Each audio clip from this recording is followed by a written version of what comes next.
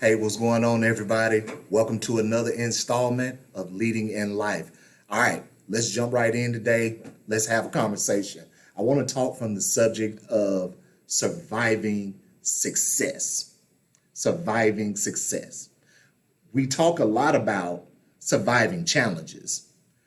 We talk a lot about surviving obstacles and surviving opposition, but we very rarely ever talk about how to survive success. What do we do after it's worked? What do we do to keep our momentum? What do we do to make sure that we don't allow our successes to become the stumbling block?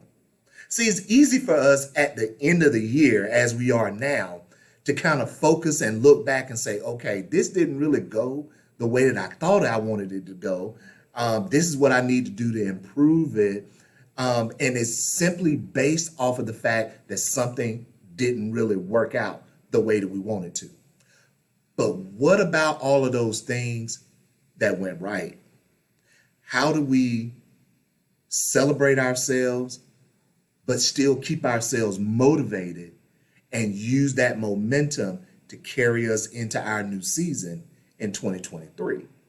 So that's why I want to talk about surviving success. Because again, when we talk about overcoming obstacles, that seems to be an easy place for us to land, especially at the end of the year. But I want us to focus in on the things that went well.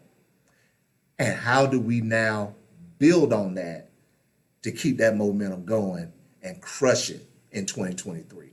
Well, I have 3 things that I want to share with you really quickly. So grab your pen, grab your pad, let's go. Number 1, we have to stay focused. If you want to survive success, it requires that you stay focused. Now, I want to read you something that I read this morning in my study time from Proverbs chapter 4. It says, set your gaze on the path before you. With fixed purpose, look straight ahead. Set your gaze on the path before you. With fixed purpose, look straight ahead. In other words, what's in the past is in the past. Celebrate success. You absolutely need to do that. But once you celebrated it, now you have to turn those successes into fuel for what's next. I tell people all the time in coaching conversation that now is the catalyst for your next. So what we do with all of it, not just the challenges, but what we do with the successes helps to fuel our passion and our push and our grind for what's next. Y'all, it's just a few more weeks left in this year. And so we want to make sure that we go in full steam ahead. We can literally hit the ground running, but it is going to require that we stay focused and we not allow our successes to throw us off track. We look forward toward the goal. We keep our purposes fixed and we grind and we push and we press. We start to make our plan, right? If we are not already planning for 2023, we're behind. So if you hadn't done it yet, here's your opportunity. Here's some homework for you. I need you to start doing that. I want you to look at the things, though, that went well this year. And I want you to identify what are the underlying attitudes that I have, behaviors that I have around those particular tasks that made them work so well and made me be able to accomplish those. And then I want you to look at how can I now apply that and those to the things that I want to accomplish in 2023. So that's number 1. We got to stay focused. Number 2 is we have to stay engaged. We stay engaged by focusing on our why. So we focus in a lot and very easily, because we're human, on the what we're doing. And we try to draw our energy from the what, right? But a funny thing happens sometimes, y'all. It gets hard. Anybody ever been there? It gets hard sometimes. If you have a fitness goal, even here in Georgia, it gets cold. We had these wild, crazy weather swings where it'll be 35 degrees in the morning at 5 a.m. and it'll be 75 degrees in the afternoon, right?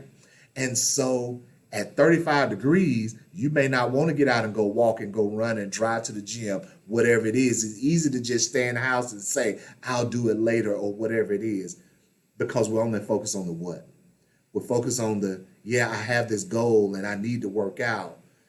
And then that word, but, comes in. And when we say but, it negates everything that we said before that. So we actually are canceling out the very commitment that we said that we were making to ourselves to be healthier. So we stay engaged by focusing on not what, but why. Why is it that I'm going to the gym? Well, I want to be off of high blood pressure medication. I want to be off of type 2 diabetes medication.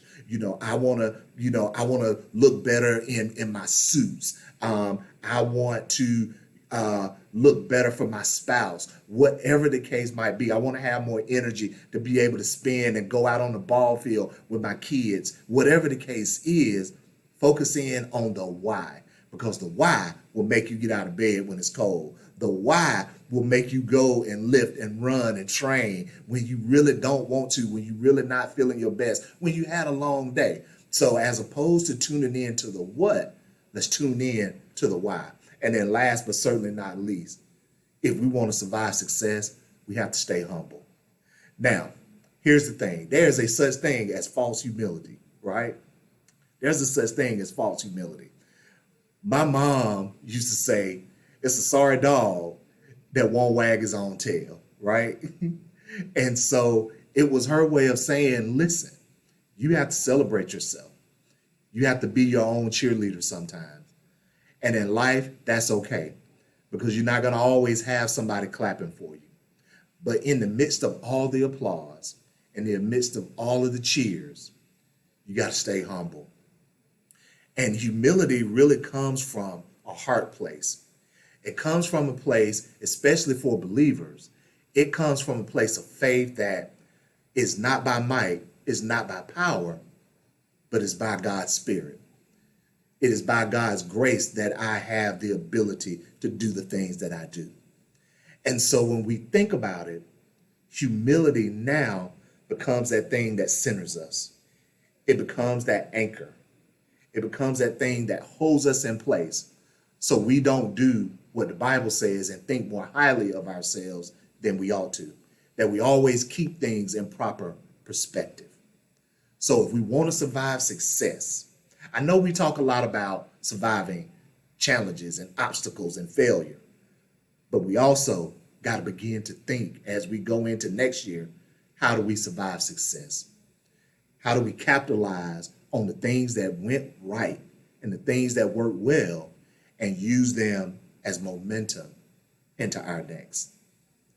Number one, we're going to stay focused. Number two, we're going to stay engaged. And number three, we're going to stay humble. All right, y'all.